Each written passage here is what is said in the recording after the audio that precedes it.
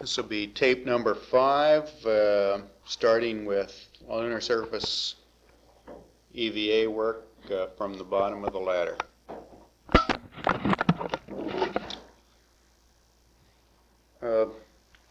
In general, with respect to work on the surface, the 1/6 gravity was in general a pleasant environment in which to work, and the adaptation to movement was not difficult. I felt it was quite natural, and had the opportunity to look at the more detailed aspects of it a good bit more than I did. But in general, we can say it was not difficult to work and accomplish tasks, and I think a certain exposure to 6G in training is worthwhile, but I don't think an exhaustive point needs to be made of it, view of the fact that it is as easy as it is. No, it's very natural moving around. Some attention has to be paid to the mass that you have in the suit, and also to the mass of the pliss that's on your back. I think we anticipated this adequately, and it didn't serve as any detriment to moving around, the fact that you did have a sizable mass mounted high and to the rear. The initial LEC operation, lowering the camera, seemed to work fairly well. It appeared as though you might have been pulling on the wrong one at first, but it was pretty easy for me to see that you were pulling the strap that would run the camera up instead of down, and we got that headed down without any particular trouble. Well, I had a little bit of difficulty. What I was trying to do was not get the camera up or down at that point. I was trying to pull the slack out of the line and tighten both straps taut, and for some reason or other, it was a little bit hung up, and I had some difficulty getting the slack out of the lines. Once having done that, though, it came down very nicely. Now, we changed the order a little there and got the camera down before doing the contingency sample.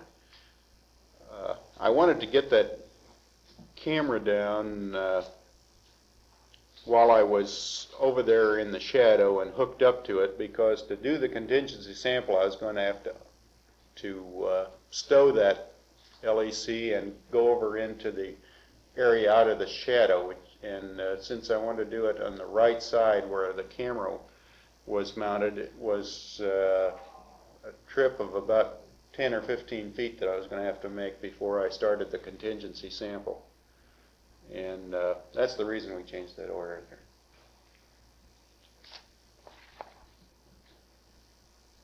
there. The operation of the suit in general was very pleasant, and it was very little hindrance to mobility, with the exception of going down to the surface to pick things up with your hands off the surface, which was that would be a very difficult thing to do. But as far as walking around and getting from one place to another, that the suit offered very little impediment to that kind of progress, and it was in general a pleasant operation. But ILC got their contract. Matter of fact, that's thermal loads in the suit were not bad at all. I ran on minimum flow almost the entire time. Buzz found a higher flow to be desirable. This was consistent with our pre-flight experience, I think, and individual requirements. And I didn't notice any temperature or thermal differences in and out of the shadow. There's significant light difference, and visibility changes, but no thermal differences.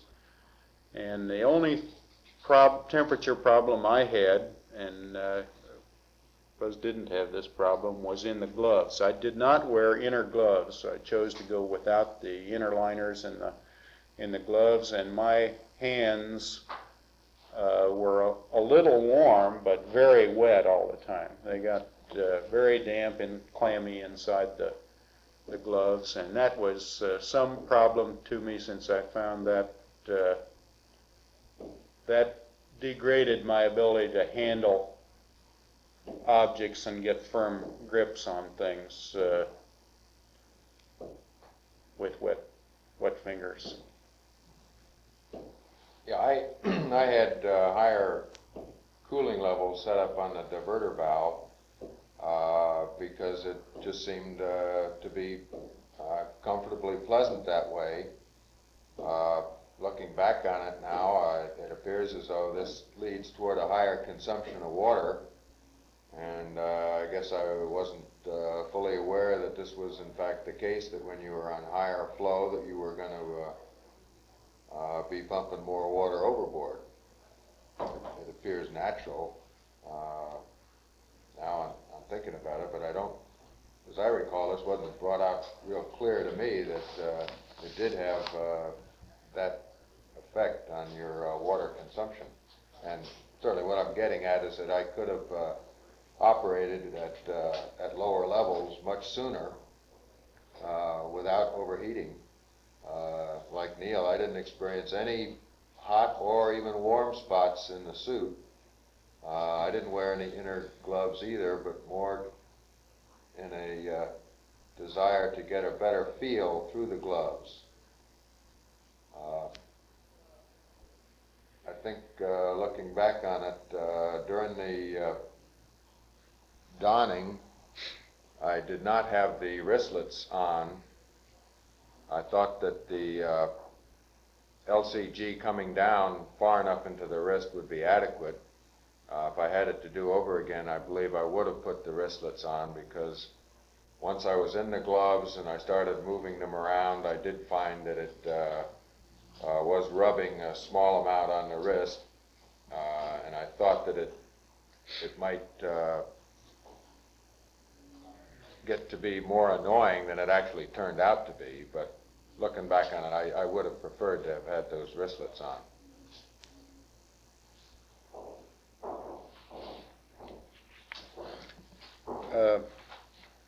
The photography through the Hasselblads on the RCU mounts was satisfactory. I did have a little bit of trouble installing the camera on the RCU mount. It seemed like for some reason the RCU was riding up a little higher. The opening to the slot, as you first put the tongue in the groove, was binding a little bit, and I always had a little bit of difficulty getting it started. I'd never observed that problem on the ground or any other time. I can't account for why that was. As I recall, I took the first panorama out in front without having the camera mounted on the RCU, and it did not appear to be unnatural to do so. It's much easier to operate with it mounted, but I didn't find that the weight of the camera was as much of a hindrance to operating it as pre-flight simulations indicated that it was going to be. No doubt in my mind that having that mount frees you to operate both hands on any other task. The handle is adequate to perform the job of pointing the camera. I don't think we took as many inadvertent pictures as some pre-flight simulations would have indicated. It seemed as though in all the simulations, whenever we picked up the camera, we always managed to take pictures. I don't think that was the case in this mission as much as we thought it was going to be. I guess we'll find out if we see a lot of pictures taken pointed at odd angles. How about the solar wind? Any problem there? No, I found that the shaft extended and then locked back into position in a very easy fashion. It folded out, deployed, and unrolled, and I was able to hook it down in the bottom catch without any undue shifting around. In putting it in the ground, it went down about 4 to 5 inches, and wasn't quite as stable as I would like it to have been, but it was perfectly adequate to hold it in a vertical position, and I could make some adjustments to make sure that it was perpendicular to the sun, and as I indicated in the tapes, the shadow that was cast by the solar wind afforded a good check on the fact that you did have it mounted perpendicular to the sun. So I think they got a very high degree of cross-sectional coverage. When we get to some of the penetrations of the surface later, it's going to be quite evident that once you start to go past that 4 or 5 inches, the ground underneath that level gets quite hard. But in putting in the solar wind, I didn't get much of a cue to this at this point. TV was operated as planned, with no particular difficulties. The one thing that gave us more trouble than we expected was the TV cable, and I kept getting my feet tangled up in it. It was a white cable, and it was easily observable for a while, but pretty soon it picked up this black dust over it and blended right into the ground, and it seemed like I was forever getting my foot caught in it. Fortunately, Buzz was usually able to notice that and keep me untangled. But it was a good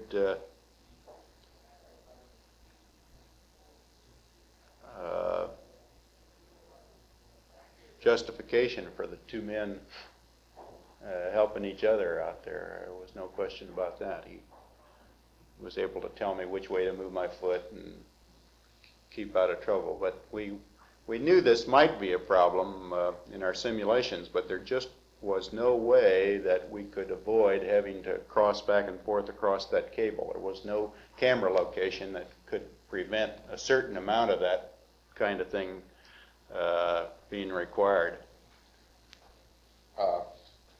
Neil initially pulled out maybe 20 feet of cable, and then I pulled out the rest of it. It seemed to reach a stop. In other words, I seemed to have a certain amount of resistance, and I thought that was the end of the cable. However, I pulled a little more normal to the opening and found that I could then pull it out to the point where I saw the black and white marks on it. The cable itself, and being wound around the mounting inside the mesa, picked up this set to it, so that when it was laid on the surface in 1/6G, it continued to have a spiral fashion to it, which would leave it sticking up from the surface 3, maybe 4 inches.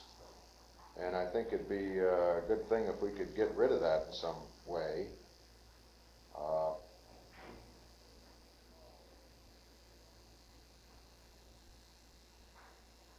Your toe was continually going yeah. underneath it as you walked, rather than over the top of it. And one time when Neil did get it wrapped around his foot, the little tab on the back of the boot that you use to pull the boot up sticks up, and the cable very neatly wrapped itself over the top of that, and he was shaking away, and it that was one of the problems you had in trying to get untangled. I don't know whether that's worth moving that tab or not. It's worth thinking about, maybe. Bulk sample operations. The bulk sample took a good bit longer than we had taken in simulations, and the reason for that was the fact that the area where the bulk sample was collected was significantly farther from the mesa table than the way we'd done it in training. And that's because the mesa table was in deep shadow, and collecting samples in that area was far less desirable than out there in the sunlight where you could see what you were doing. In addition, you were farther from the exhaust plume and the contamination of the propellants. So I made a lot of trips back and forth out in the sunlight, and then carried it back over to the scale where the sample bag was mounted, and probably I don't know, 20 trips back and forth from sunlight to shade.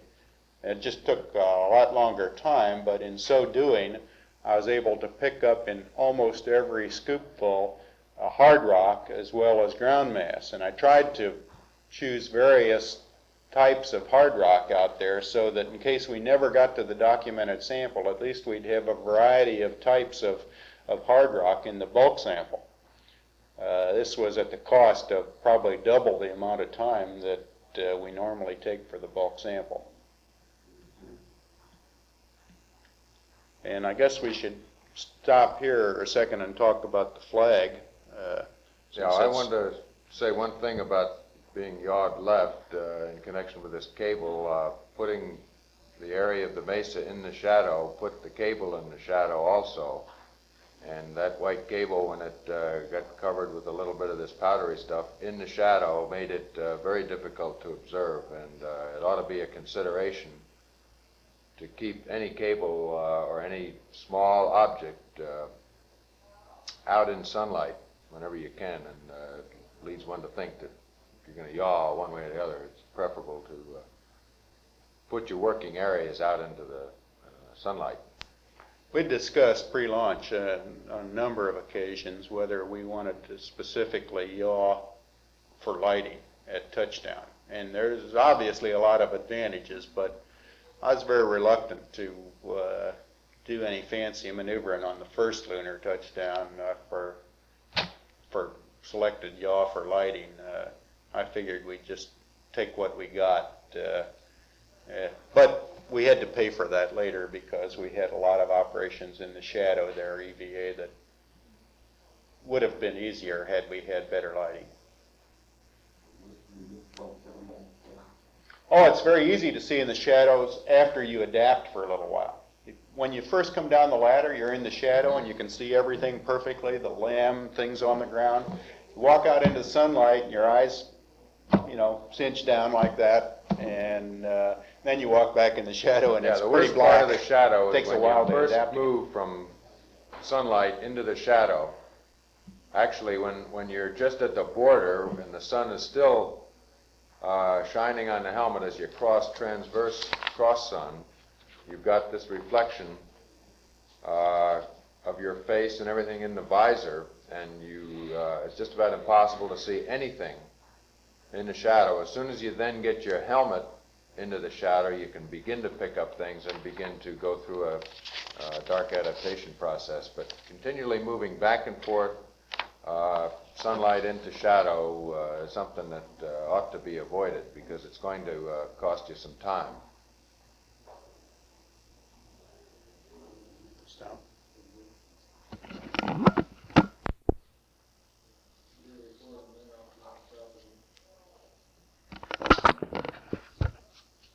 We'll start here in this session talking about the flag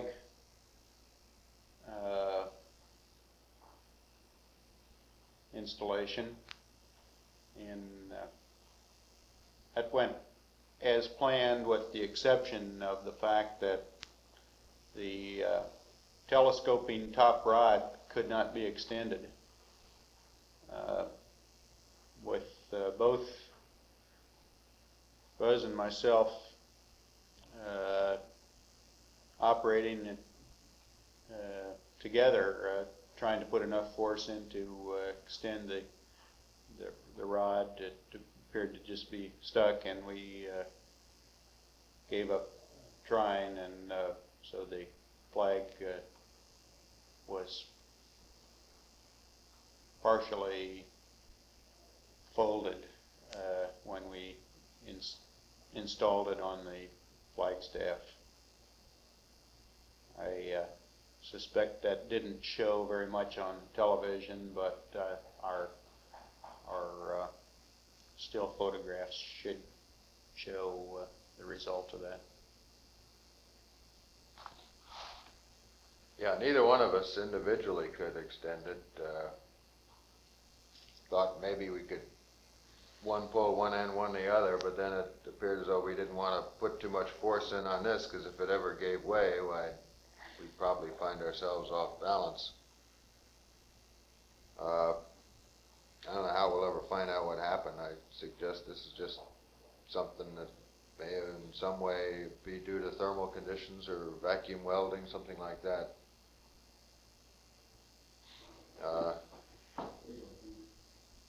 It came out of its mount fairly easily. I thought we had a little bit of trouble with one of the pit pins there for a while. Generally, it was a straightforward job of dismantling it. The flagstaff was pushed into the ground at a slight angle such that the CG of the overall unit would tend to be somewhat above the point at which the flagstaff was inserted in the lunar surface. And that seemed to hold all right, but we noted later, after getting back into the LEM, that the weight of the flag had rotated the entire unit about the flagpole axis, such that the flag was no longer pointed in the same direction that it originally had been installed. I suspect that the weight of the flagpole probably had shifted its position in the sand a little bit from the position where it had originally been installed. I'll talk about LEM. How far would you estimate you got it into the ground? 6 to 8 inches. That was about as far as I could get it in. And as you approached this 6 to 8 inches, it was fairly easy to get down the first. Gets hard 4 or 5, quickly. and but it's not like hitting a Rock, not like hard any rock. surface. It's just a gradual. Yeah. Well, not so gradual. The onset is fairly. It's not discontinuous. rapid. It's Yeah. no, it's an asymptotic increase in force. And I tried several locations, and one place I did run into a rock. I felt like I ran into a rock and moved it. How about the LEM inspection?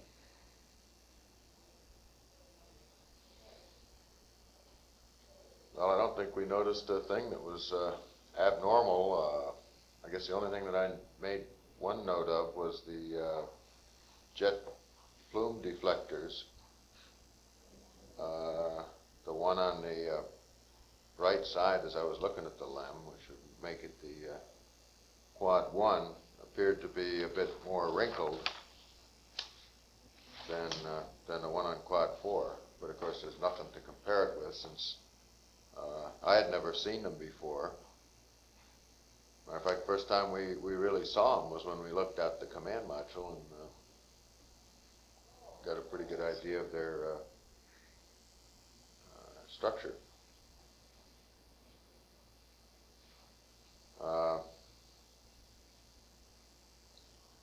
The only abnormality I noted was, and it wasn't an abnormality, but we did note that the insulation had been thermally damaged and broken on the secondary struts of the forward leg. Well, this was true somewhat in the rear of the other, also. we didn't carefully check every secondary strut, but the primary struts didn't seem to be and the badly damaged. Footpad didn't appear to have suffered hardly at all. There was a sooting or darkening, carboning, I don't know what you call it, but there was a deposit. At least I feel it was a deposit rather than just a baking or singeing of the material. We have some pictures of the struts. Yeah. But the part that had been, I guess, melted and separated and rolled back or peeled back on the secondary strut just appeared as though it was a much more flimsy design than any of the other thermal covering on there, and I don't think there's anything significant with the fact that part of the thermal coating that was higher up had separated, whereas the lower down material hadn't. I didn't notice anything peculiar about the vents.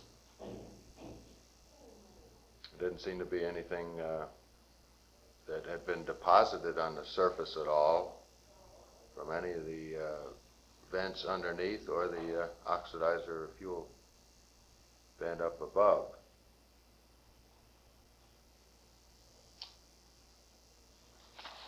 Worst insulation damage was on the front plus C strut. That was in the deep shadow, and didn't seem to be a possibility of getting a good close-up picture in that dark environment. But yeah, I think the best pictures we got were the minus Z strut.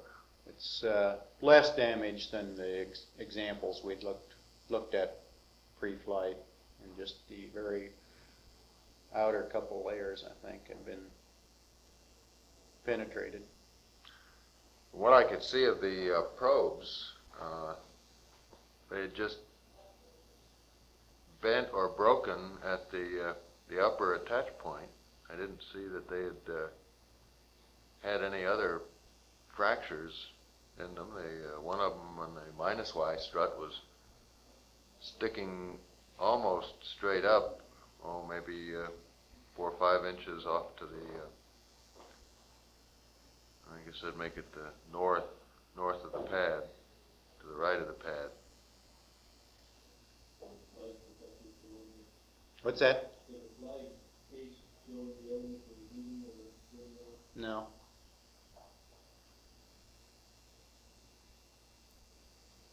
Well, that was a pretty substantial metal case on the outside of it. Yeah. And there wasn't any thermal effects at all noted on the inner thermal coating. Of course, it was trying to protect something that was relatively fragile, the flag itself, but there were no signs of degradation on the flag. I don't remember seeing the minus Z probe.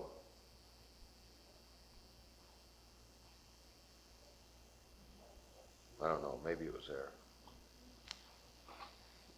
I thought I remembered seeing all 3 probes. think Could one be. was straight up, one was straight out, and one had a V shape. Yeah. There you go. We're up to ALSEP deployment.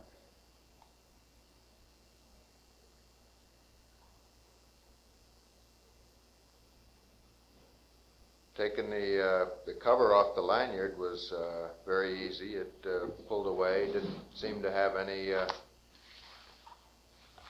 thermal effects or any blast effects on it. Underneath the ALSEP, the radar looked like it came through without any heat damage that I could tell. The lanyard underneath the thermal cover was in great shape. Didn't see any evidence of thermal effects. When it pulled out, the doors went up even easier than the trainer. They didn't seem to, as the top door folded back, it didn't seem to fall into a detent, and I tugged on it a couple of times, and it looked like it was going to stay up there without any tendency to come back down again. In an effort to save some time, I elected to manually deploy both packages and pulled out the seismometer a few inches, disengaged the hook, and then disconnected it from the top and slid it out.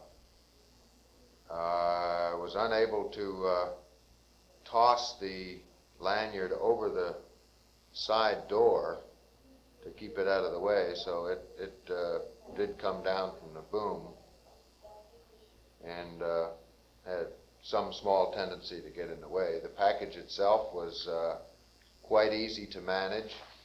I had my left hand on the handle and moved the right one around to support the weight as it slid off the rails.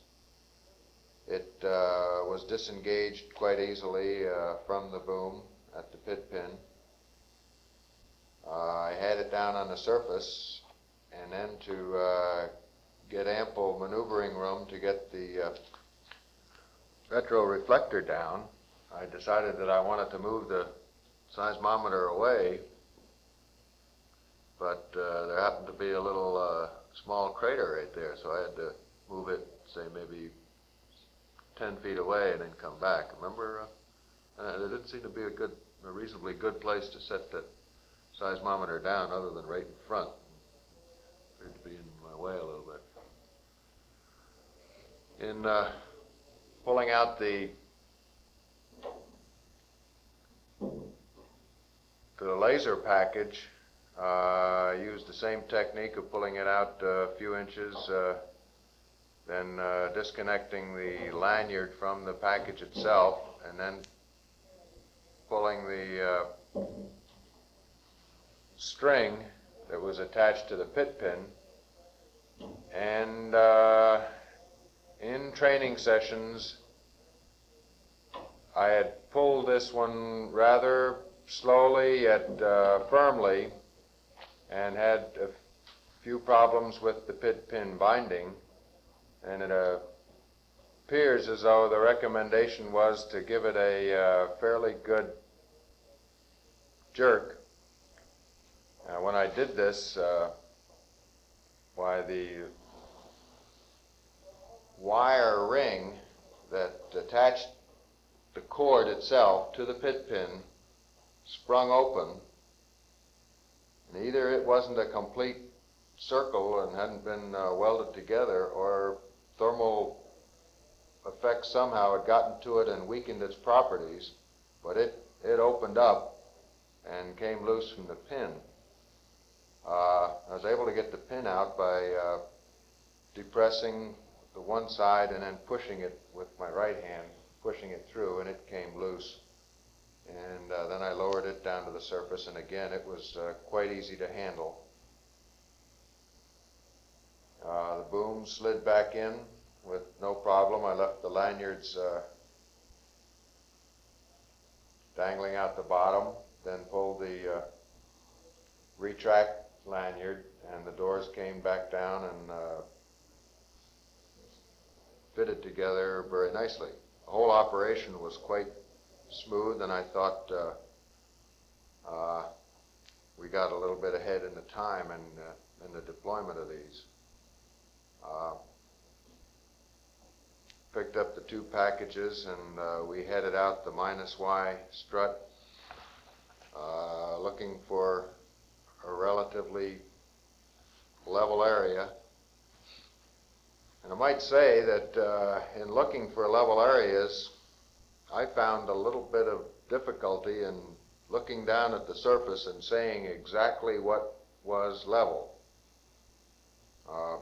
I don't know what to attribute this to particularly. You don't have as good a horizon definition.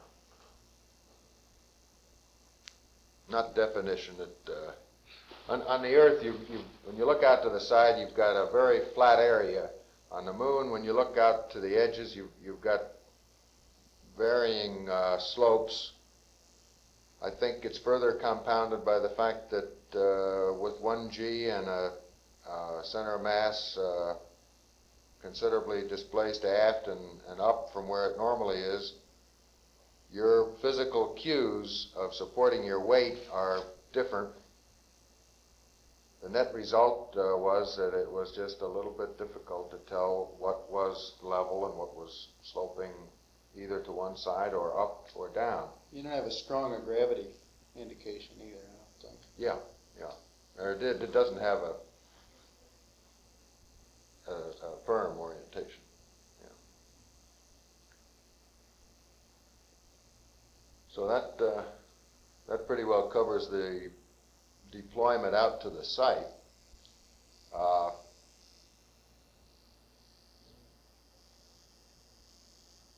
In going through the numbers of pulling the little lanyards, everything came off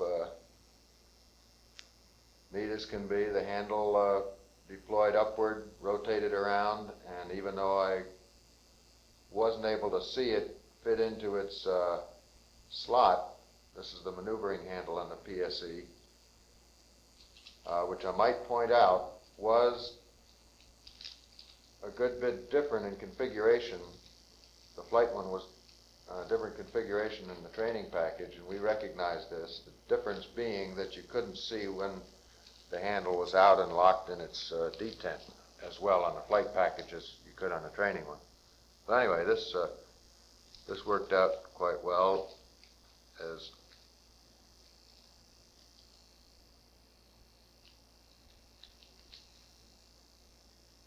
well, let's see. I guess I'll get into the actual deployment of the panels in just a minute and talk first about the leveling problems. Orienting the package in azimuth was quite easy. The shadow of the gnomon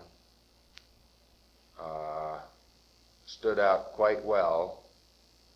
In our session in the lab with the flight packages, we had some concern as to just how well this shadow was going to stand out against the silvery surface. But all 3 of the pins that stood up on the gnomon were quite clear. I won't say they were a very crisp shadow. There was a little bit of fuzziness to them, but it was quite easy to determine where the center of it was and get it oriented at the 45-degree mark. The big problem arose in trying to get the BB to settle down into the center of its little cup.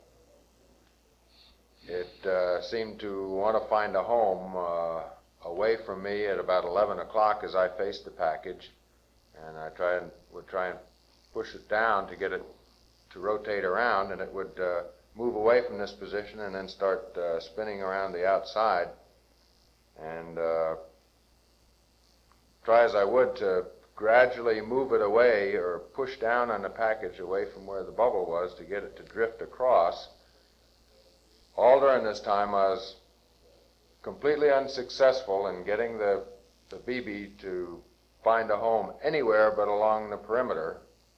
And as I would bend down and look at this thing, it just appeared from what I could see, that this cup, instead of being concave, had somehow changed its shape and was convex, and it just didn't appear as though there's any hope of that thing ever being anywhere but along the edge. So I visually tried to level it as best I could. As I indicated before, that wasn't too easy to do with a high degree of confidence. So then I went to deploy the panels. And as I recall, as I faced the package, one of the two retaining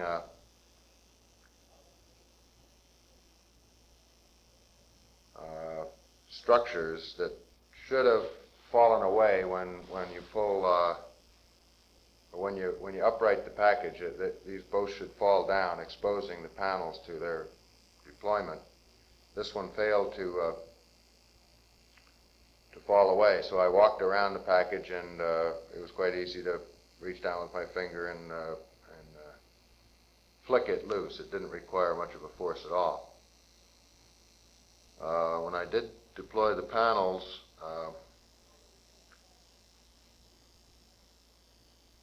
as I recall, the left one came out and deployed completely, and then following another pull on the lanyard, the right one deployed.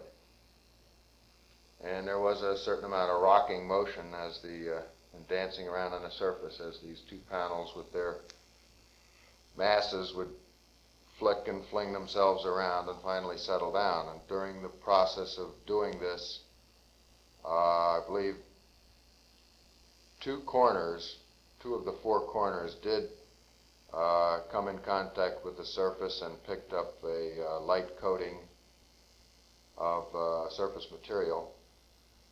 I'd say the triangle that was coated might have been 2 inches on one side, maybe 1 inch on the other. A very small triangle. So I don't think there was much degradation at all of the surfaces by that particular coating. So then I made one final inspection, and when I left it, the BB was still sitting on the edge, and Neil came by with the camera to photograph it, and he looked at it, and lo and behold, the BB was sitting right in the center. No explanation for that at all.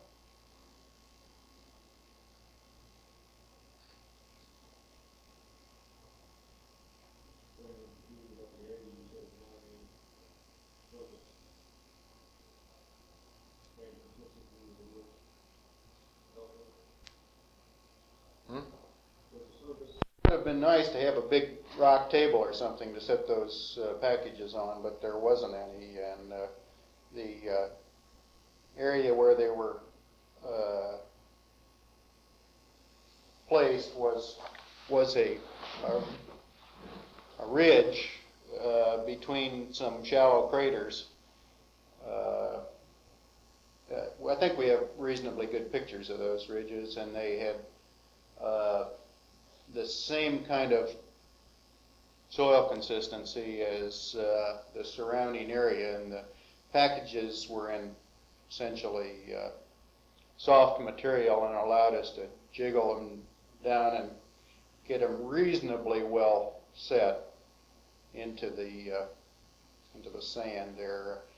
But there's no knowing whether they'll stay there for a long period of time or might slowly settle. There's no way I to think know. that retain their present position pretty well. As a matter of fact, when I did decide that I wanted to change the slope of the package one way or another to move this, I found that I had difficulty in getting it to sink down a little bit more on one side.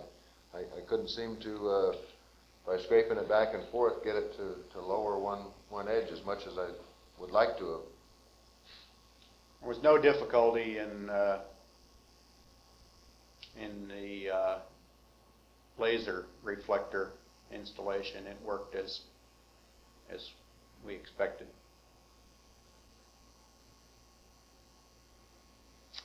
Let's see, on the SRCs, they worked as planned. The only difficulty that I encountered was closing the boxes. Well, opening the second one, I felt required a little bit more force than I had anticipated. Just lifting up the lever lock. The closing the bulk sample box took a lot more strength than I expected, and I was just everything I could do to close the documented sample box, and it felt like I might have left the seal in there. I was afraid I might have left the seal in the box. I don't think I did, because at the time I thought I remembered clearly taking the seal off and throwing it away, but that's what it felt like. I had closed one, or tried to close one with the seal in place one time during training inadvertently, and this was very much the same kind of a situation. Took just an inordinate amount of force. There's another difficulty in the fact that the gravity is so low that the box tends to slip around very easily. It feels very light and it skitter away from you. So you have to, in addition to closing it, you have to hold it firmly down against the table. And the table's not very rigid. It's quite flexible. So just holding the box well enough into position to close the high force on the sealing handles was some trouble. Oh, they didn't leak at all. Did they have a good? Oh, that's good. Subjectively comparing the handling, the weight of those boxes when we got them out of the spacecraft on the carrier, and John handed them to me and I put them down. If I were asked to compare the difference in gravity fields, I would have come up with something closer to 1/10 in just judging the difference in weight and feel of things and the way that the masses behaved. 1 to 6, it gives you the impression that there's much greater difference than that in the behavior of objects. Now, in your own maneuvering around, it doesn't seem to be anything like a factor of 6 difference in your ease of being able to do things. It would appear as though the gravity difference were much less. I guess what I'm saying is that it looks like the human can adapt himself to this quite easily. And it also appears as though in handling objects, it's considerably easier in 1/6G even than we had anticipated in maneuvering them around. They do have a certain mass, and when they get going in a direction, they'll keep going that way, as was evidence, I think, when they were coming in the hatch on the LEC. Fairly easy to manage, but you have to take your time in handling them.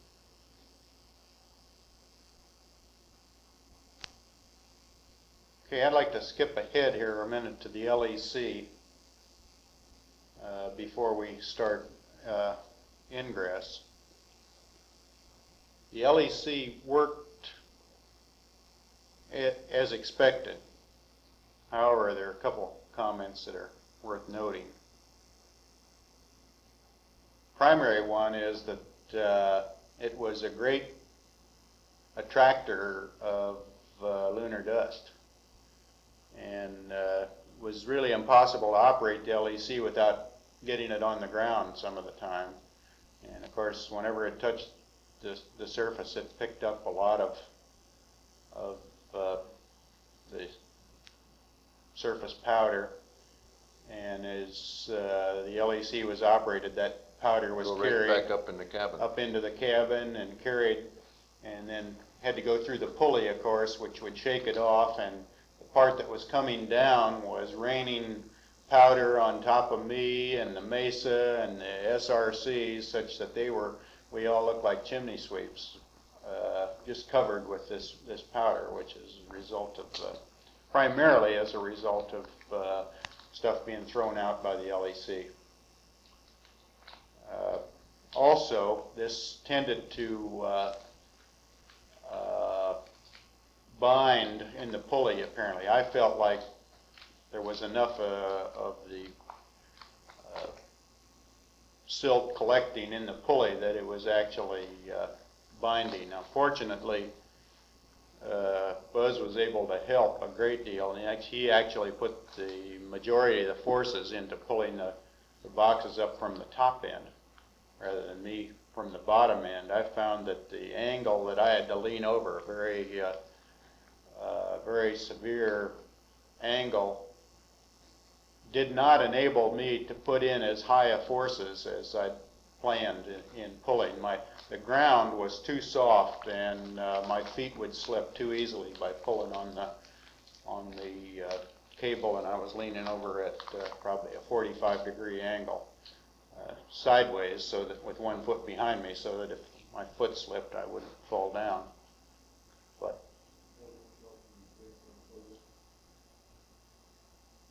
well, the surface was worse. I think the angle and so on was about the same, but I didn't have the footing. Couldn't get the footing in this soft powder that you needed to do that job. Yeah, I think there are a couple of points that could be brought out here that tend to make that sort of a thing more difficult. One is that this powdery graphite-like substance, when it comes in contact with a rock, makes it quite slippery, just like graphite is slippery. I commented on this on a fairly smooth sloped rock, that it was quite easy to get this material on it, and the boot would slip fairly easily. So that fact tends to make you more unstable. The second one is that the surface may look the same, but we found in many areas with just very small changes in the local surface topography that there would be unexpected differences in the consistency and the softness of this top layer. For example, you might find that in some areas where there was just a small little slope, that when you were on the edge of this slope, that there would be little change in the thickness or depth at which you penetrated. In other places, you'd find you put your foot down and you would tend to slump this surface down to a new location, as if there were a different depth of the more resistive subsurface. And these two promoted to give you a not too high a confidence level in your ability to be off balance or have peculiar footing setups. On the operation of the LEC inside, in order to keep it coming smoothly and to have my pulling on it directed in the appropriate direction so that it neither tangled up near the pulley end or tended to move it or slide it as it went out the hatch, I found that I was completely unable to look out the window at the same time. So it was a question of mine just looking at the LEC itself and talking to Neil and hoping that we were coordinated and trying to do the same thing.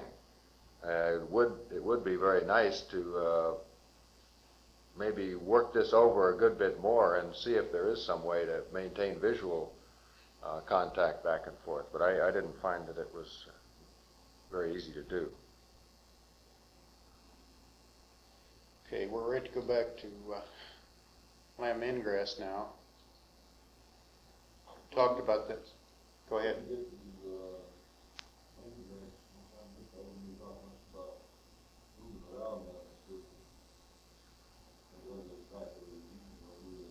Well, okay.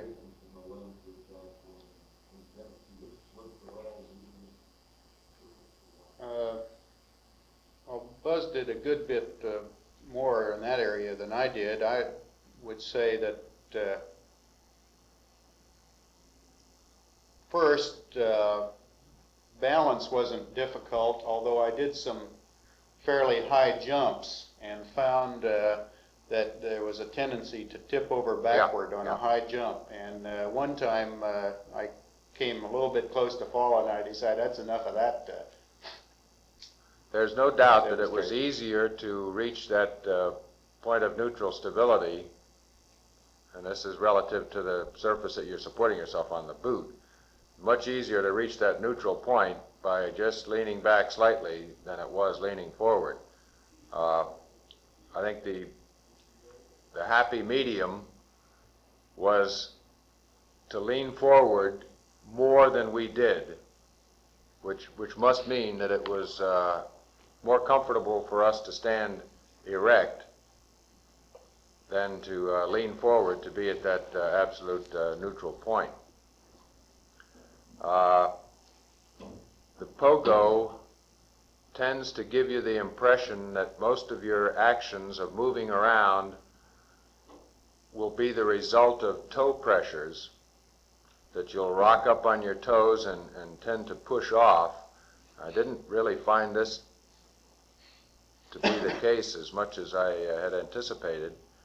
The 16G airplane, of course, has a very poor simulation of the surface, so you can't really relate too much to how the foot departs or what sort of resistance you meet when you put your foot back on again, because it's got excellent traction in the airplane. I didn't find much tendency on the surface in trying to put in sideways motions or stopping motions for a slipping tendency to develop. I think it was quite natural to know as you began to apply a force to make a change in your momentum. I think you were able to just tell how much you could put in before you'd ever approach any instability case. And in general, it would take a couple of steps to make a good sideways change in motion, and it would take 2 or 3 to comfortably come to a stable, stationary position from a fairly rapid forward movement. In order to get a sustained pace evaluation, I think I would have had to have gone a good bit further than I did. I guess before the flight I felt that you might be able to sustain a fairly rapid pace comfortably. My impression was that this was a little tiring on the legs, somehow in the knee joints, that there was a rubbing in the suit and you had to keep moving the knees, even though the knees are very mobile in the suit. I just felt that as easy as things looked, that to go off on a 1-mile trek was not going to be an easy sort of thing, and you would end up, just by virtue of having to move your muscles and your body in the suit, you would end up getting tired in going on any prolonged trek. Again, since the terrain varies a good bit relative to your ability to move over it, you always have to be alert as to what's coming up next, and instead of on Earth only worrying about 1 step or maybe at most 2 steps ahead, you have to keep a good eye out 4 or 5 steps ahead in traversing on the moon. Man, I guess that pretty well sums it up. I think the 1 foot in front of another is by far the better mode of locomotion rather than the more stilted kangaroo hop. You can do it, but it doesn't seem to offer any particular advantage. Body motions, when your feet are on the surface, you can do fairly vigorous sideways movements, leaning and swinging your arms without a tendency to bounce yourself up off the surface and lose your traction. This was one experiment that was suggested, and I found that you do tend to remain well rooted on the surface where you are, despite motions that you may have. I guess the best thing in carrying this further is to answer questions that people may have about certain specifics.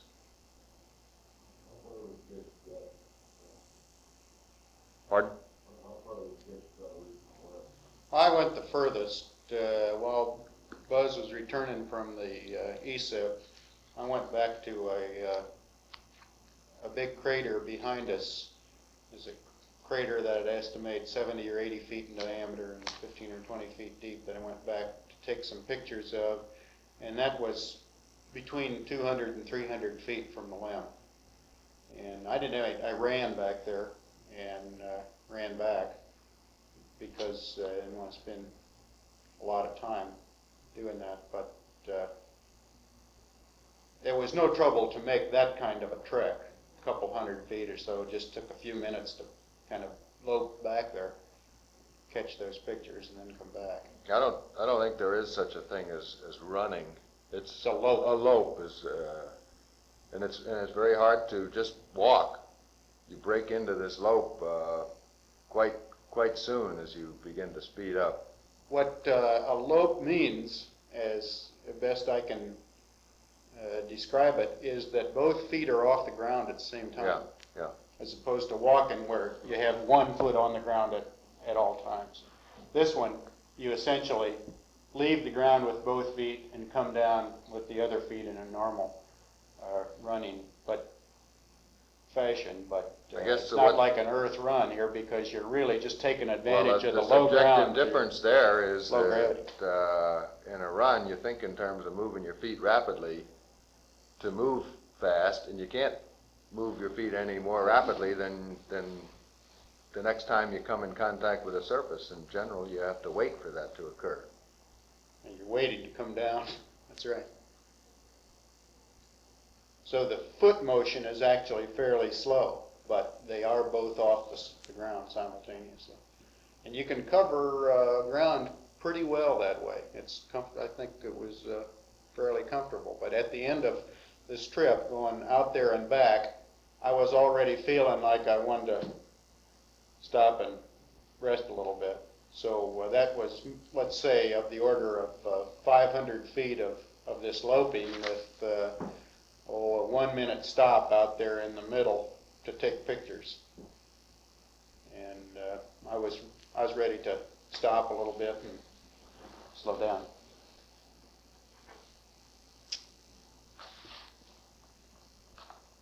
There were a lot of interesting areas to go and look at had we had the time within, say, 500 feet or so, that it would have been interesting to be able to take that time and go out and inspect them close and get some pictures, but that was luxury that we didn't. And there's so many of them, it's the sort of thing you just can't anticipate before flight. You can plan to some degree when you're on the surface, but until you get out and look around, you can't make your final decision as to what you're really going to do, because you're only looking at maybe 60% of the available panorama.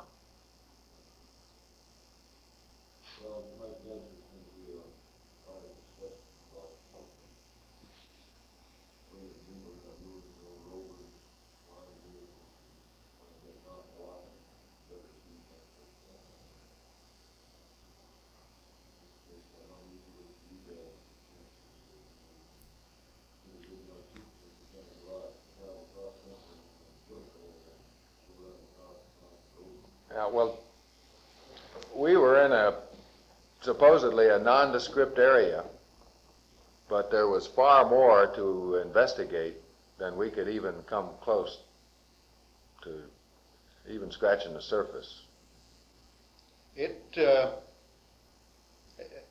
I'll be interested in getting a lot of these pictures back and looking. I think you'll find that even though it's not a terribly rough area, it's basically a smooth area.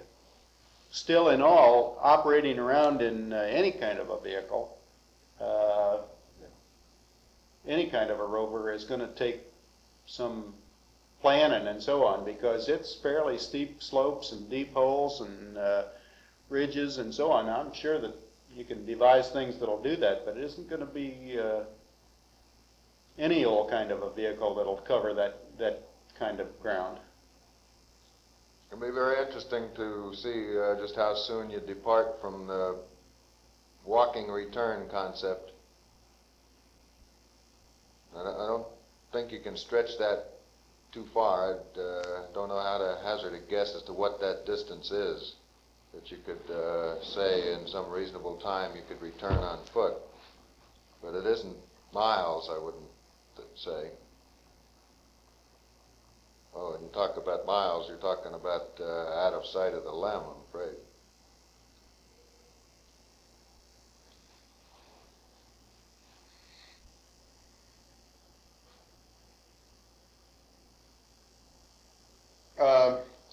And one other area that's not listed here is the stereo camera. I'm going to make a couple comments about that. It worked fine, had no problems with it. However, it was hard to operate.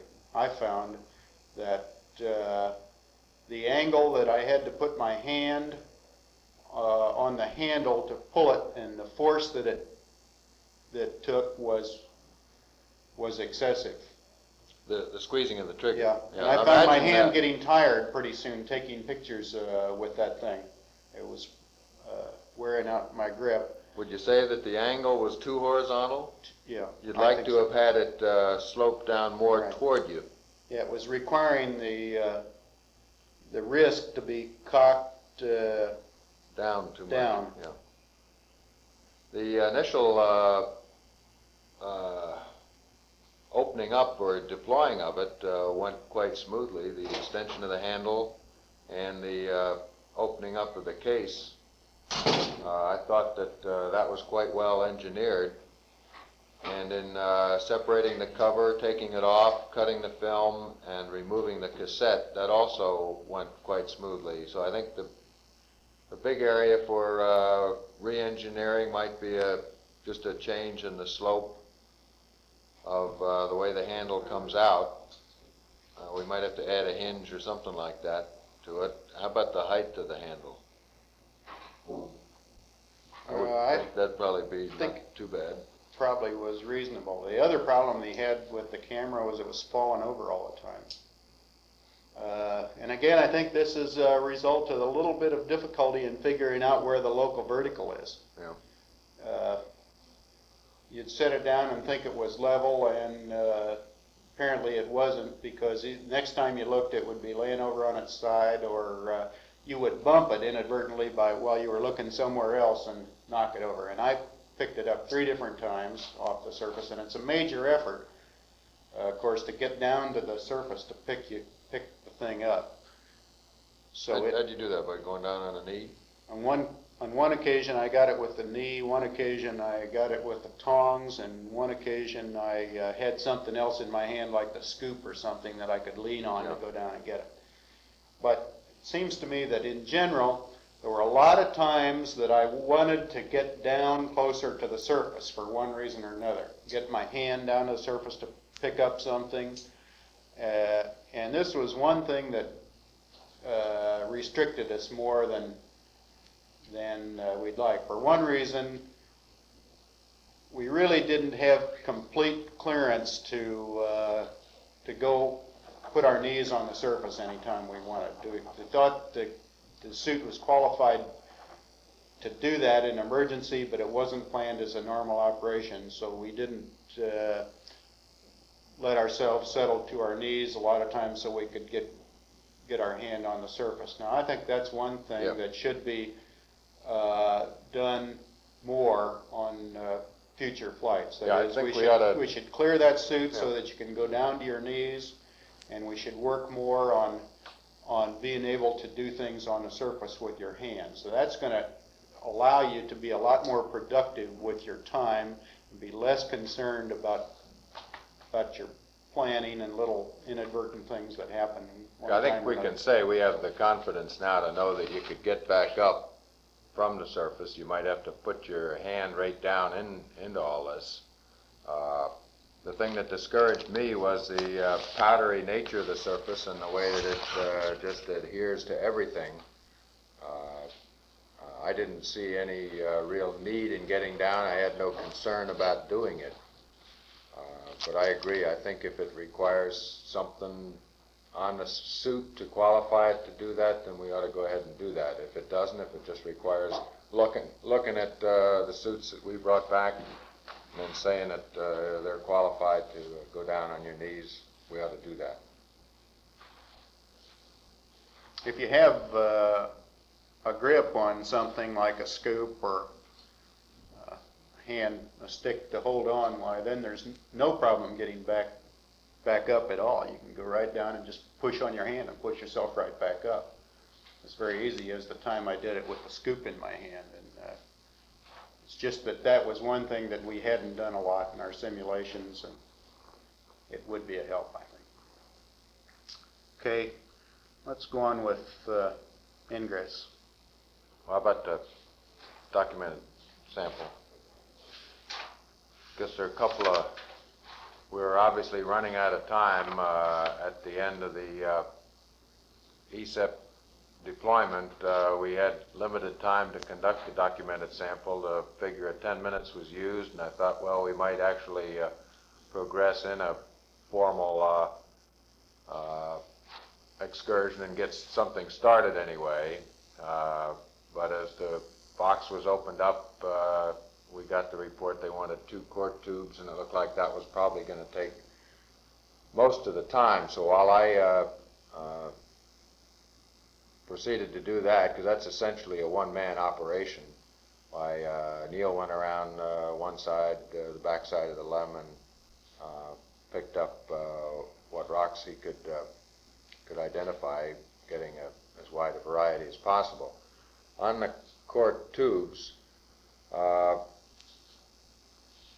in unpacking the box, I was quite careful to try and identify where the caps were, because in some simulations we'd misplaced those or they'd drop to the surface. And I do think we may need some better way of identifying the various packages that have this packing material wrapped around them, so that at a glance you know what's inside a certain roll.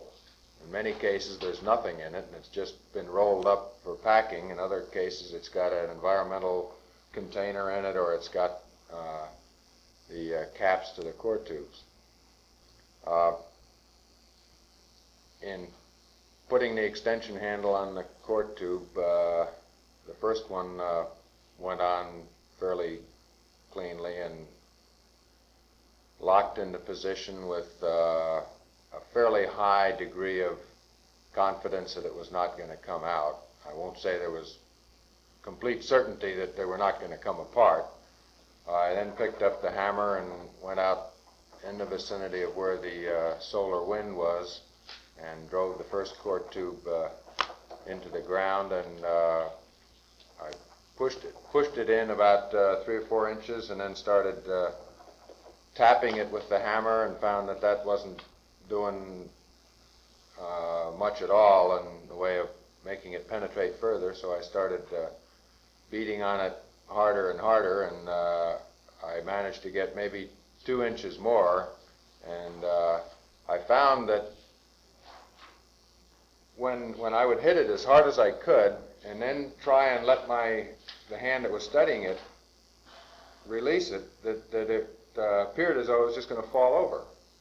It didn't stay where it had been pounded in, which made it even harder, because you couldn't just back off and really let it have it. I don't know as we have any way of measuring the exact force or impact that was applied, other than subjective, or maybe even television watching the distance covered or the measuring some velocity. But there's no doubt that I was hammering it in about as hard as I felt I could safely do. Unfortunately, we don't have any of the surfaces on the extension back to look at the impact, but I was hitting it with the hammer to the point where I was putting significant dents in the top of it.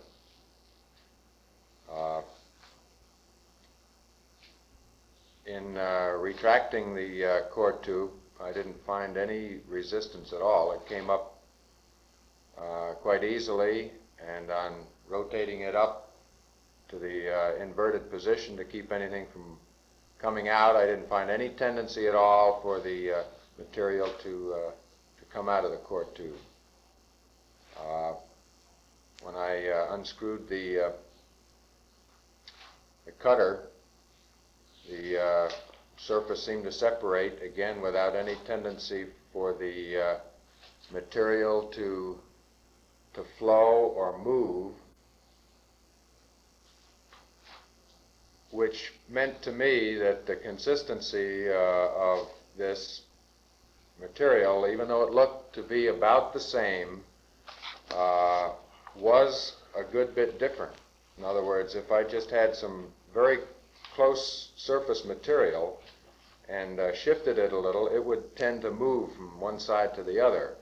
Whereas at the bottom of the core tube, I had the distinct impression, and it's just a descriptive phrase, that this was moist material and that it was adhering or had this cohesive property that wet sand would.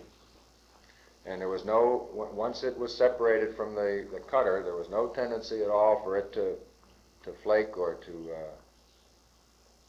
to flow.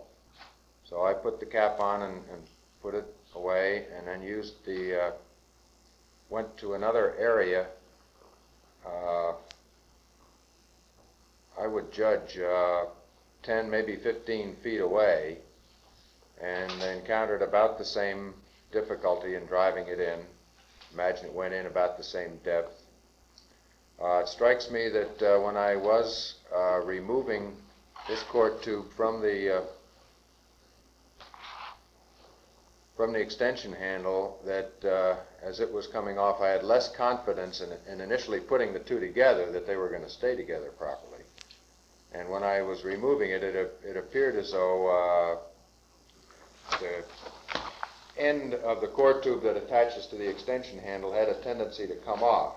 I had noted this earlier in some of the bench checks, that when you screwed the core tube in or engaged it, that if you weren't careful when you disengaged it, that you were liable to disengage the cap on the other end. And the reason I'm belaboring this particular point is because I understand that one of the ends did come off. And I guess I can't be sure that it did not come off at the time of disengaging it. It could have come off in the box, but I don't believe they found the other end. So the assumption is that when it was taken off the extension handle, it took the other end off with it. It doesn't appear as though the material spread around inside the box, because they couldn't find any, so it must have adhered pretty well. Did we get photos of both those areas? I'm not sure that you were around for the first one. I did not get stereo pairs. I got one photograph. Of each one? No, of the second one. The second.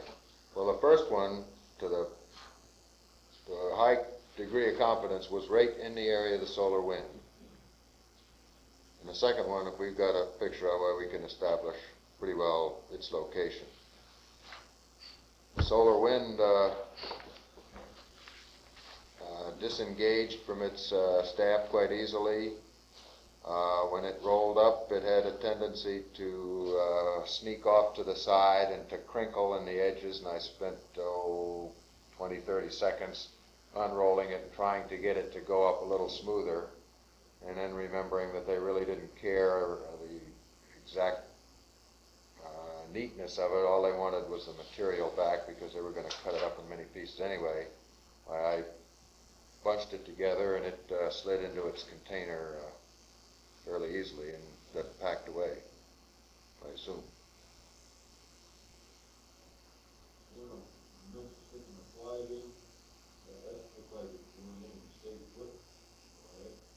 Now, we discussed that, I think, just before you came in, pushing.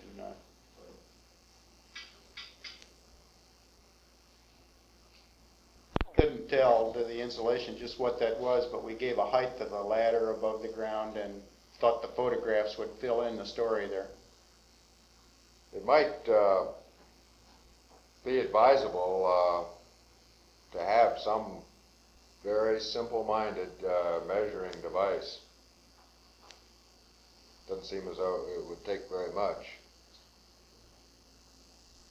It could maybe already be on it, or there could be some marks, and you just make a judge whether the distance between the 3 and the 4 is the same as between the 4 and the 5, or what the sequence of numbering is. Or maybe some wire that comes down.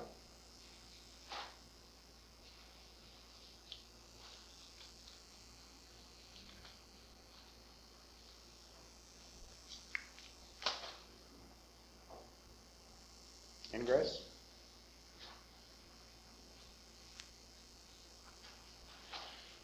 Stability and balance, platform.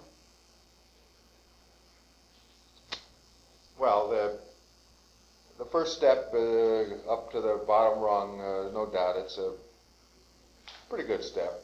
Though Neil tells me he got up to the third one. Third step.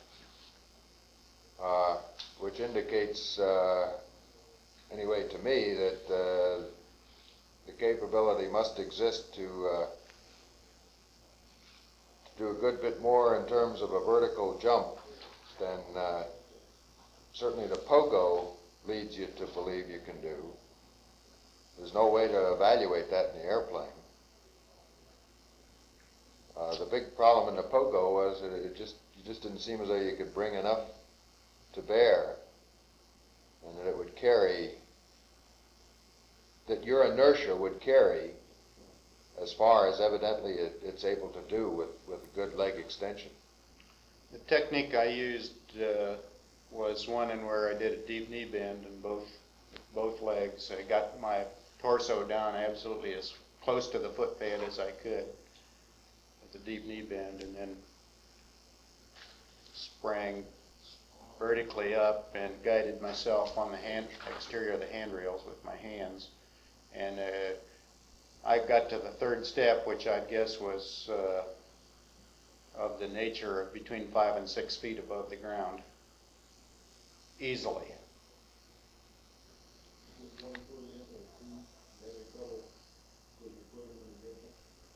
No. Things happened very slow up at the top of the horizon. I could look down there and look where my feet were and just stuck one on the proper rung. I wouldn't say that the rungs of the ladder were in any way dangerously slippery, but with the material on the bottom of your feet, they did tend to slide back and forth over there. A little slippery. And I think we've already mentioned the adequacy of the platform for other operations, alternate ways of bringing things up. The hatch moved inward very easily, and I moved the camera from its position on the right side of the floor as I faced the hatch up onto the Z-27 bulkhead. Had very little difficulty, again using the same technique as you're about halfway in of making a concerted effort to arch your back to keep the bliss down and keep your belly down up against the floor, thereby affording you the least profile going in. There didn't seem to be any exertion at all associated with raising yourself up and transitioning to a point where you then bring your knees on inside the cockpit and then moving from there to a kneeling and then to an upright position. It all seemed to work quite smoothly. There is a large bulk behind you, and you have to be careful once you get in, before you start to turn around, that you make adequate allowance for all this material behind you.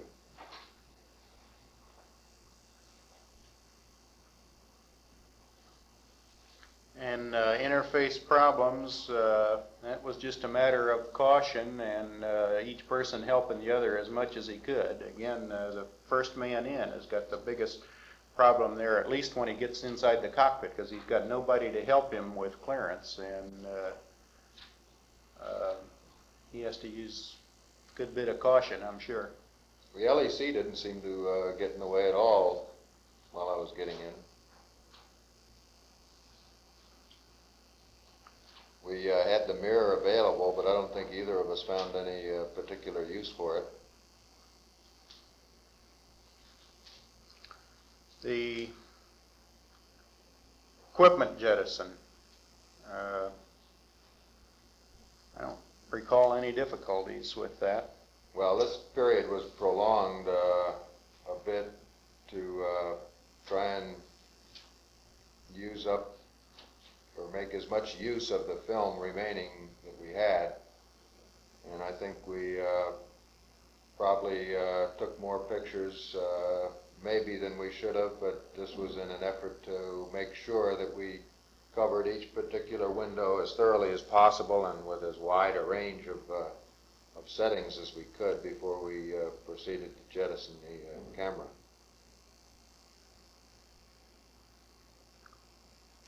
Equipment jettison went well and as planned, I think. See, we made an LIOH change at this point. You know, we included the canister as a separate jettisonable item at this point, which we had planned to do before the EVA, but that was sweet. And we elected to leave the helmets on just because there was so much stuff at this point rattling around inside that they would have added just one more bulky item. The primary canister change proceeded quite well to the point of inserting the new canister, and there I ran into a minor amount of problem in getting it to rotate fully so that I could then get the cover on. And again, when it finally did seat itself in properly, I can't for sure identify what I did differently from the times when the canister itself didn't seem to rotate. That seemed to be what was stopping the cover from going on completely. The fact that when a canister was inserted, I couldn't seem to rotate it as much as I thought it should have rotated.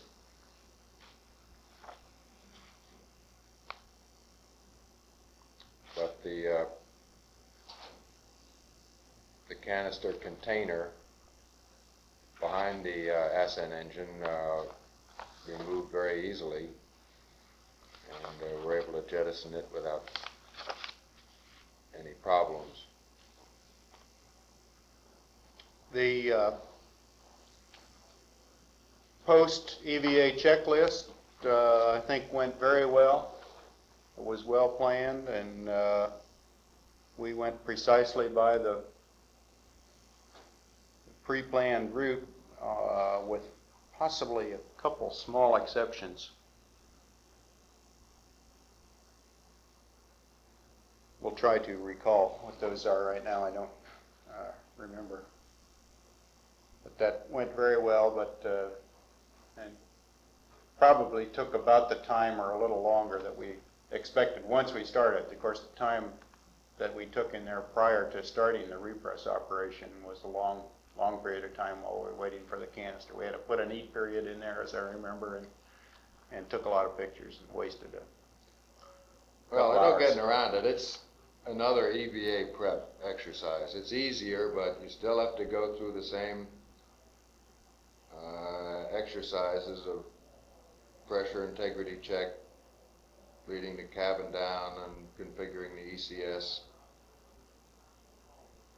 I guess if you have two EVAs, it'd probably be nicer to do this at the beginning of the second one, jettison your equipment, rather than having to add another depress in there. I'm not sure how they're planning to do it. there still was a truckload full of equipment inside that cockpit at the end of the EVA. It's just a bunch of stuff, and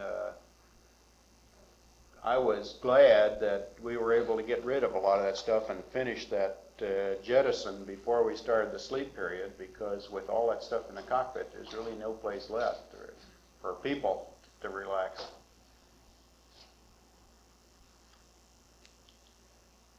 Yeah, we didn't have any problem. I didn't notice that you had any difficulty given the packages the heave-ho. I think each bliss bounced once on the porch before it went on down. Only one thing stayed on the porch. That was the little the small part of the left-hand side stowage container. Did not make it off the porch into the surface. That was the last item jettisoned.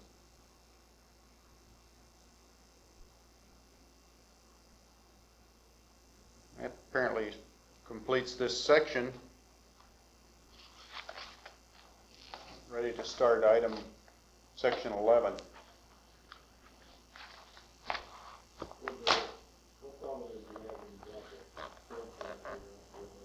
Oh yeah, I guess we could go back to that. I had neglected to lock one of the LEC hooks. And normally that wouldn't cause you any trouble. You would expect to proceed normally whether that was locked or not. However, for an unknown reason, when I got the SRC about halfway up, the Hasselblad pack just fell off, and I can't account for that. Just took the SRC on up and attached it and assured that it was locked when I put it on the second SRC. I'm sure when it fell into the surface way, it got covered with dust, of course, surface material. Sure, there's a lot of inertia with any package like that, and with that low gravity, it tends to swing back and forth, and if there is some tendency to reach an unlocked position, it will. There's no problem there because the ladder is right there, so I just leaned right down to the ground and picked it up. I had the ladder to hold on to. Then I could push myself right back up to a standing position. Did it hit the One-arm pad? push-up. Film magazine hit the pad? Or drop right to the surface? I think it hit the surface clear of the pad on the right side. That'd be the spacecraft's left.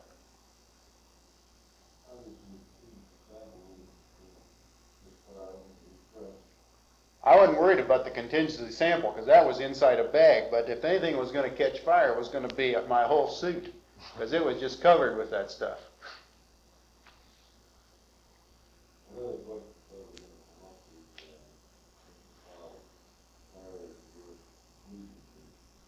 I wasn't tired at all. Now, I worked real hard at a high workload there right near the conclusion when I was pulling those boxes up. We knew that was going to be hard, and plus the fact that we were racing around a little bit there at the end, trying to get everything thrown in the boxes and get all the pieces put together. So I expect my heart rate ran up pretty good right there, but I had a lot of energy in reserve at that point because we'd been sort of taking it easy all through the EVA. Everything was, with a few scattered little exceptions here, but by and large it was a comfortable workload as we expected it would be. We didn't have to work hard throughout the whole timeline. So I had a lot of energy in reserve at that point, and I knew I could afford to race around there for 5 or 10 minutes without jeopardizing the operation at all.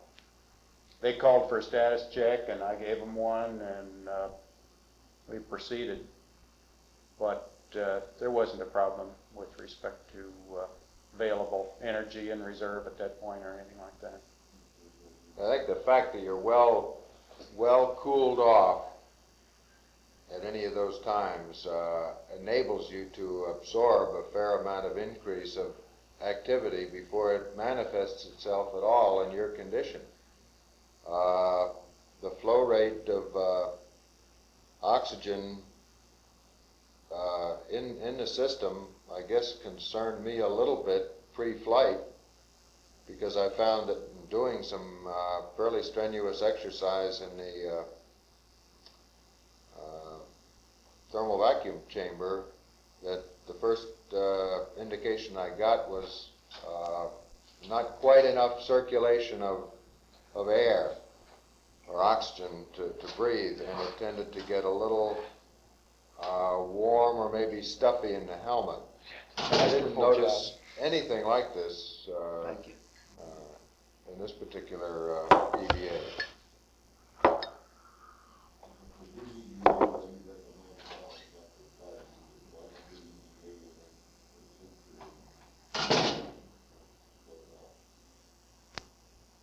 That worked out, I think, about as good as we could hope that it would. And we weren't, I don't think we were tired at the end of that Well, EVA, really tired.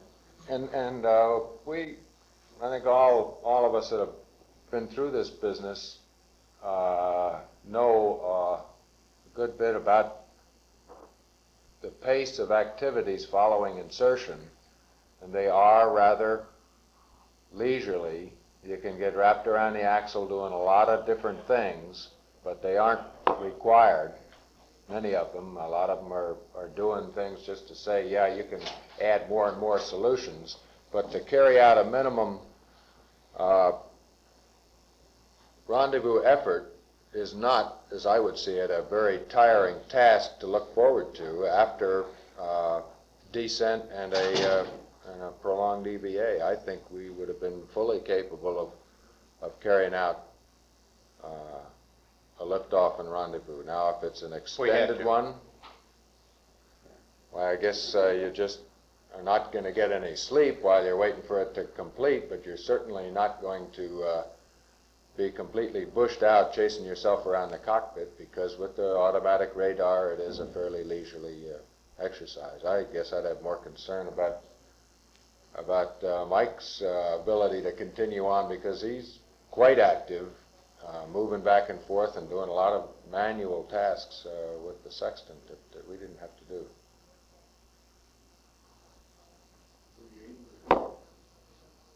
Pardon?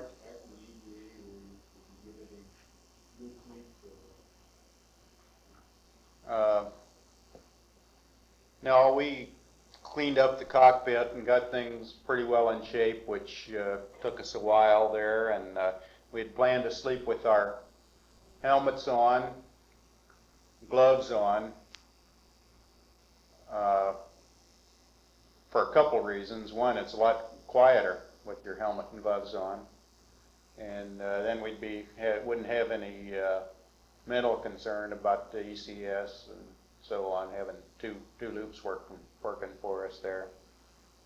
Wouldn't be down breathing all that dust. That was another concern. The cockpit was so dirty with soot that we thought the suit loop would be a lot cleaner.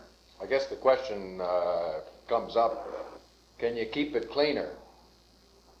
And yeah, I guess you could keep it a little cleaner, but there's so many things coming in and going out, it's almost impossible to avoid getting a significant amount of lunar material in there. Now, a couple of comments with respect to going to sleep in the LEM. One is that it's noisy. Two is that it's illuminated. We had the window shades up, and light comes through those window shades like crazy. How come you didn't pull the window shades? We had them closed, but a lot of light comes through the window shades. A lot of light.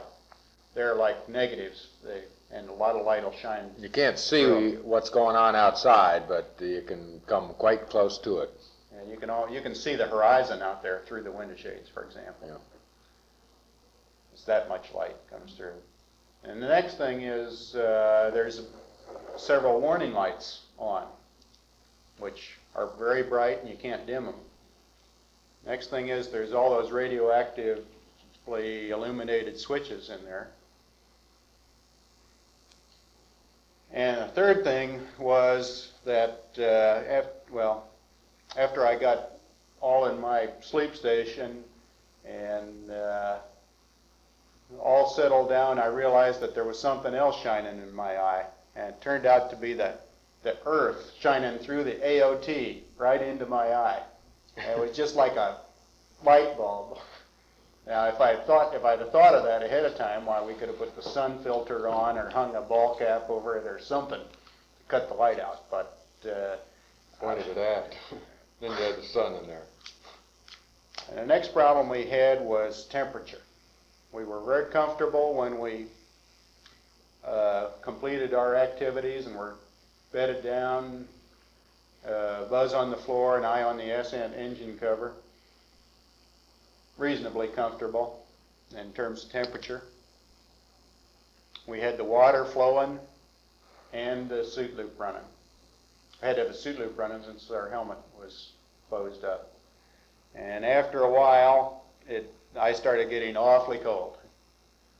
And I reached in front of the fan and turned the water temperature to full up, max increase, and still got colder and colder.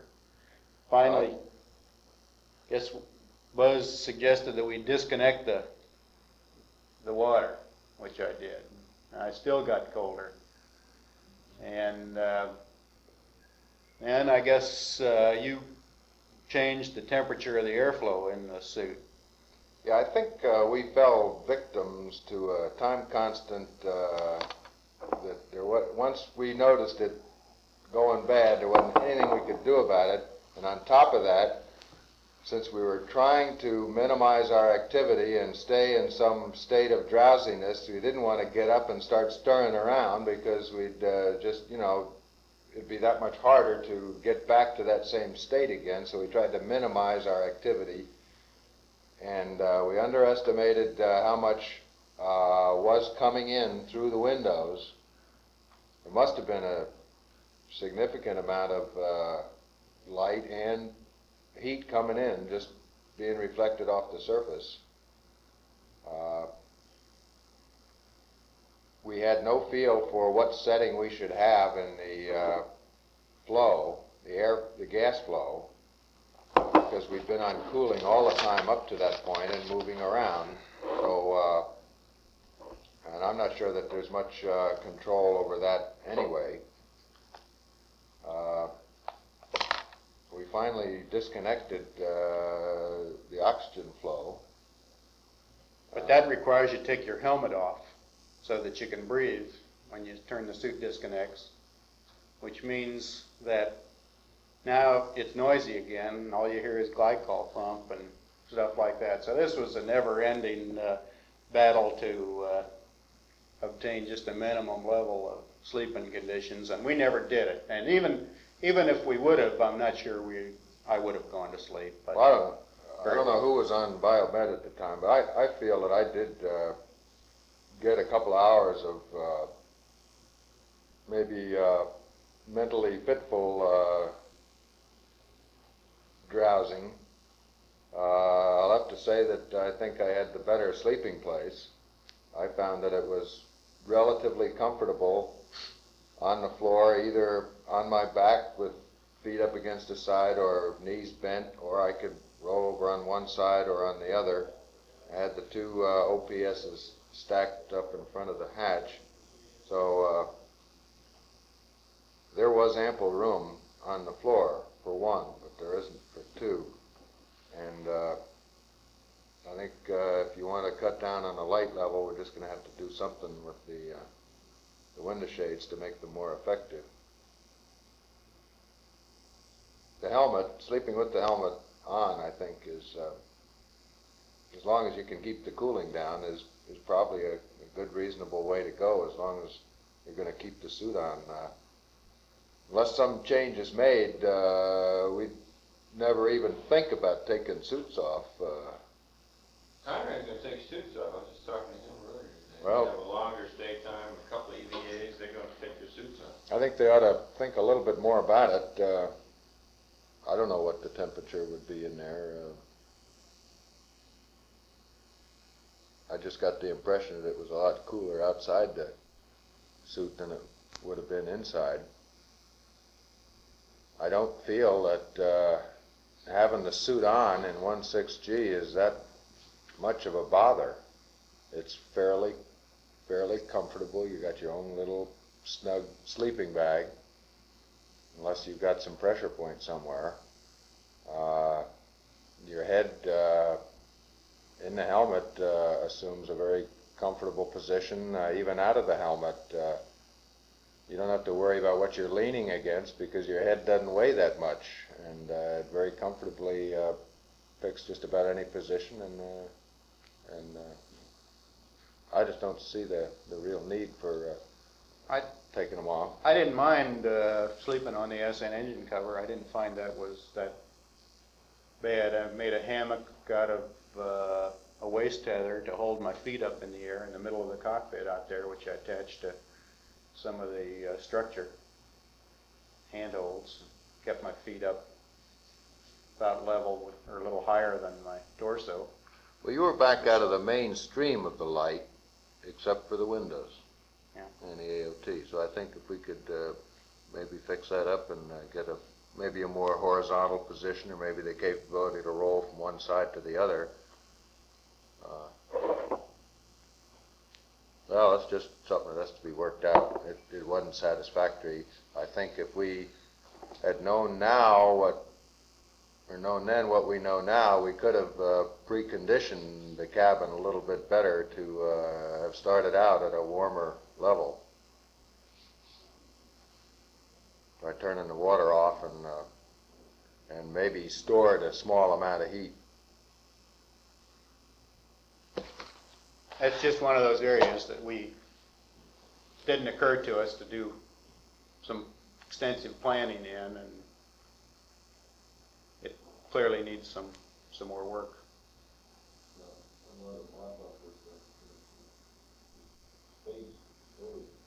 Yeah.